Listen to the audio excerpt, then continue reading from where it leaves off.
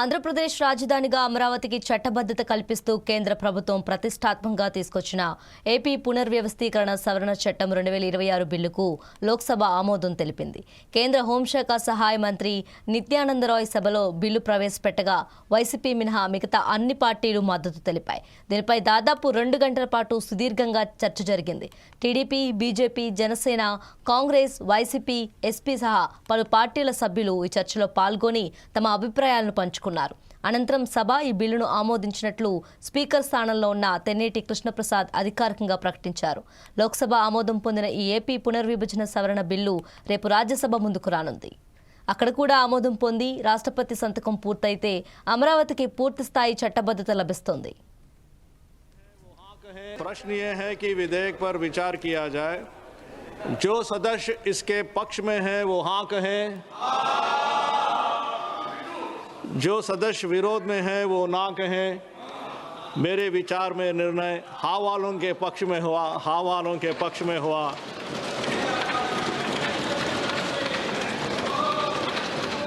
विधेयक पर विचार करने हेतु प्रस्ताव को स्वीकृत किया गया है। अब सभा विधेयक पर खंडवार विचार करेगी। प्रश्न यह है कि खंड 2 विधेयक का अंग बने। जो सदस्य इसके पक्ष में है वो हाँ कहें, जो सदस्य विरोध में है वो ना कहें। मेरे विचार में निर्णय हाँ वालों के पक्ष में हुआ, हाँ वालों के पक्ष में हुआ। खंड 2 विधेयक का अंग बना।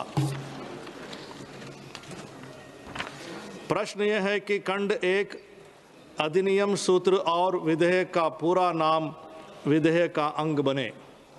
जो सदस्य इसके पक्ष में है वो हाँ कहें, जो सदस्य विरोध में है वो ना कहें।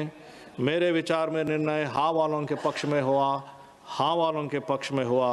खंड 1 अधिनियम सूत्र और विधेयक का पूरा नाम विधेयक के अंग बने। मंत्री अब यह प्रस्ताव करे कि विधेयक को पारित किया जाए। महोदय, मैं प्रस्ताव करता हूं कि विधेयक पारित किया जाए। प्रश्न यह है कि विधेयक को पारित किया जाए। जो सदस्य इसके पक्ष में है वो हाँ कहें, जो सदस्य विरोध में है वो ना कहें। मेरे विचार में निर्णय हाँ वालों के पक्ष में हुआ, हाँ वालों के पक्ष में हुआ। प्रस्ताव स्वीकृत हुआ और विधेयक पारित हुआ।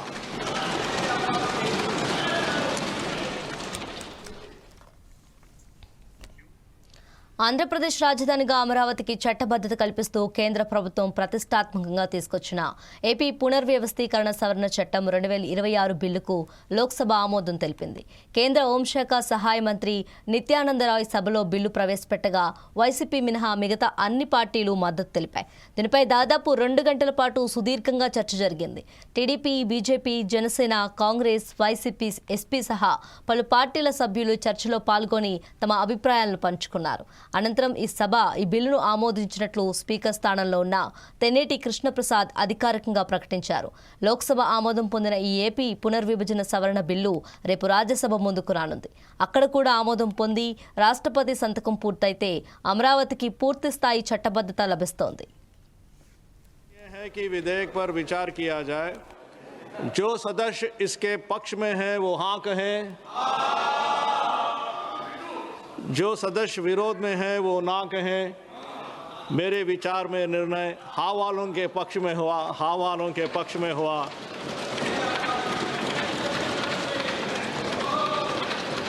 विधेयक पर विचार करने हेतु प्रस्ताव को स्वीकृत किया गया है। अब सभा विधेयक पर खंडवार विचार करेगी। प्रश्न यह है कि खंड 2 विधेयक का अंग बने।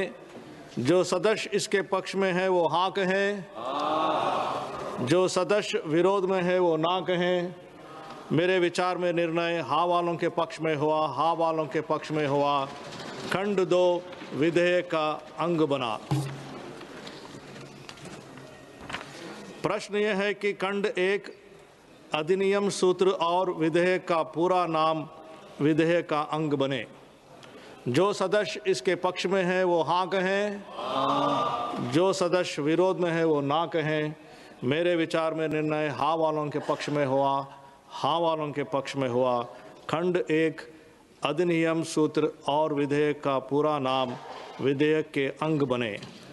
मंत्री अब यह प्रस्ताव करें कि विधेयक को पारित किया जाए। महोदय, मैं प्रस्ताव करता हूं कि विधेयक पारित किया जाए।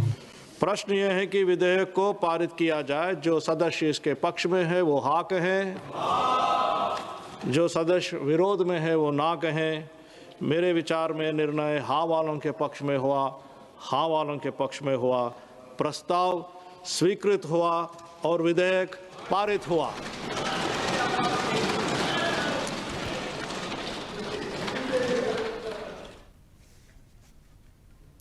ఐదు కోట్ల ఆంధ్రులు గర్వంగా నినాదించే చారిత్రాత్మక ఘట్టానికి దేశ పార్లమెంట్ వేదిక కావటం అత్యంత సంతోషకరమని రాష్ట్ర విద్యా ఐటీ శాఖల మంత్రి నారా లోకేష్ హర్షం వ్యక్తం చేశారు. ఒకే రాష్ట్రం ఒకే రాజధాని నినాదంతో అభివృద్ధి వికేంద్రీకరణ విధానంతో అసెంబ్లీ ఏకగ్రీవంగా ఆమోదించిన తీర్మానానికి పార్లమెంటులో చట్టబద్ధత కల్పిస్తూ బిల్లు ఆమోదించడం ప్రజలందరూ గర్వించదగ్గ రోజన్నారు. ఈ సందర్భంగా కేంద్ర ప్రభుత్వానికి మద్దతుగా నిలిచిన అన్ని పార్టీలకు ఆయన ప్రత్యేక కృతజ్ఞతలు తెలిపారు. ఇది ముమ్మాటికి 5 కోట్ల ఆంధ్రుల ఆకాంక్ష అయిన అమరావతి సాధించిన విజయమని అభివర్ణించారు. రాజధాని కోసం భూములిచ్చిన రైతుల త్యాగాలకు, వారి శాంతియుత పోరాటానికి దక్కిన దైవ ఆశీస్సులే ఈ ఫలితమన్నారు. కోట్లాది ప్రజల కోరికను గౌరవించిన కేంద్రం చరిత్ర, సాంస్కృతిక ఆవాలమైన అమరావతిని ఆంధ్రుల ఆత్మగౌరవ రాజధానిగా శాశ్వతంగా నిలిపిందని లోకేష్ కొనియాడారు.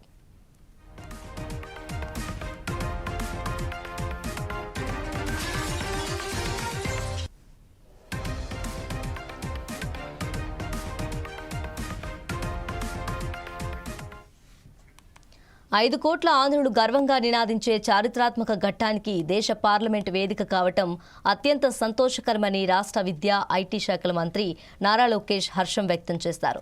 ఒకే రాష్ట్రం ఒకే రాజధాని నినాదంతో అభివృద్ధి వికేంద్రీకరణ విధానంతో అసెంబ్లీ ఏకగ్రీవంగా ఆమోదించిన తీర్మానానికి పార్లమెంట్లో చట్టబద్ధత కల్పిస్తూ బిల్లు ఆమోదించడం ప్రజలందరూ గర్వించదగ్గ రోజన్నారు. ఈ సందర్భంగా కేంద్ర ప్రభుత్వానికి మద్దతుగా నిలిచిన అన్ని పార్టీలకు ఆయన ప్రత్యేక కృతజ్ఞతలు తెలిపారు. ఇది ముమ్మాటికి 5 కోట్ల ఆంధ్రుల ఆకాంక్ష అయిన అమరావతి సాధించిన విజయమని అభివర్ణించారు. రాజధాని కోసం భూమిలిచ్చిన రైతుల త్యాగాలకు, వారి శాంతియుత పోరాటానికి దక్కిన దైవ ఆశీస్సులే ఈ ఫలితమన్నారు. కోట్లాది ప్రజల కోరికను గౌరవించిన కేంద్రం చరిత్ర, సాంస్కృతిక అలవాలమైన అమరావతిని ఆంధ్రుల ఆత్మగౌరవ రాజధానిగా శాశ్వతంగా నిలిపిందని లోకేష్ కొనియాడారు.